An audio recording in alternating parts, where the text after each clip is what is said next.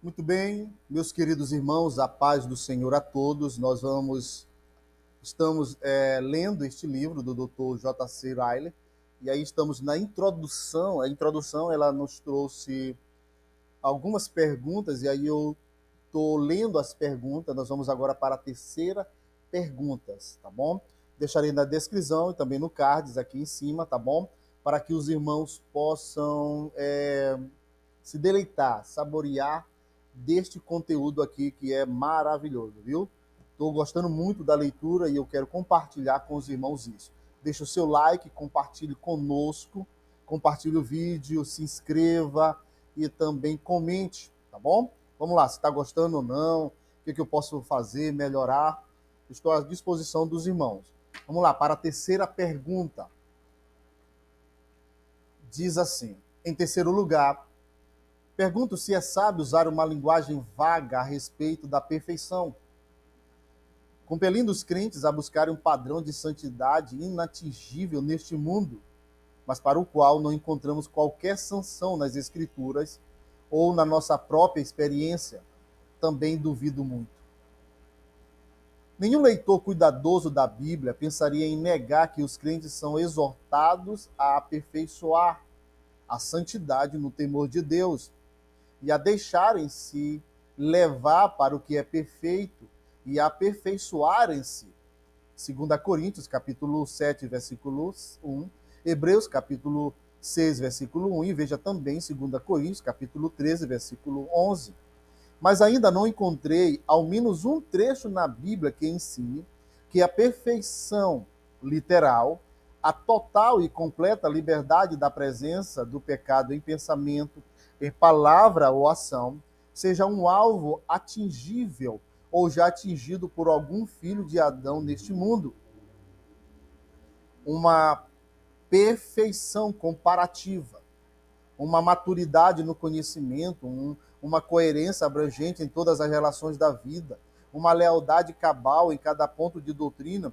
Isso pode ser visto ocasionalmente em alguns dos que creem em Deus. Porém,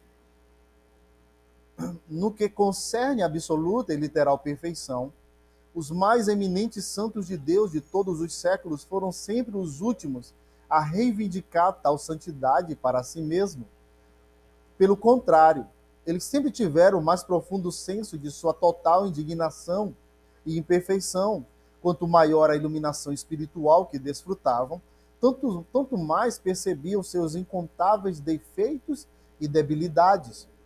Quanto maior a graça, quanto maior graça receberam, tanto mais foram cingidos de humildade. 1 Pedro, capítulo 5, versículo 5.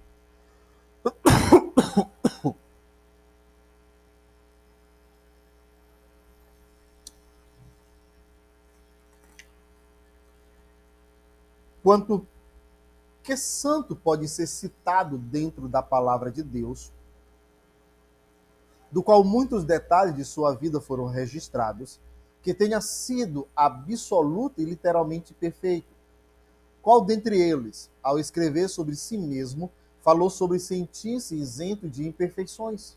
Ao contrário disso, homens como Davi, Paulo e João declararam, na linguagem mais vigorosa, que percebiam debilidades e pecados em seus próprios corações.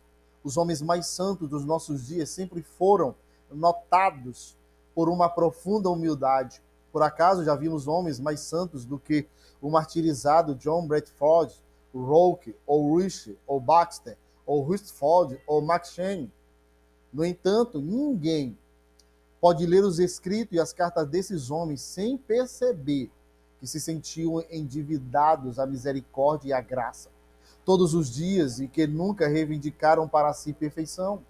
Em face desses fatos, devo protestar contra a linguagem usada em muitos círculos nesses últimos dias a respeito da perfeição. Sinto-me forçado a pensar que aqueles que a usam sabem pouquíssimo sobre a natureza do pecado ou sobre os atributos de Deus, ou sobre os seus próprios corações, ou sobre a Bíblia, ou sobre o significado de tais palavras.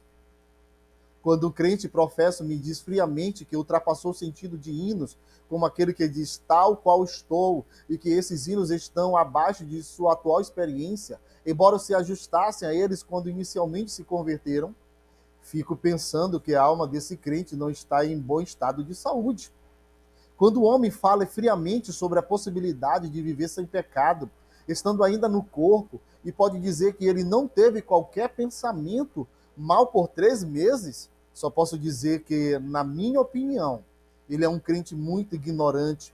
Protesto contra um ensino como esse, pois não somente faz o bem, não faz o bem, como é extremamente prejudicial.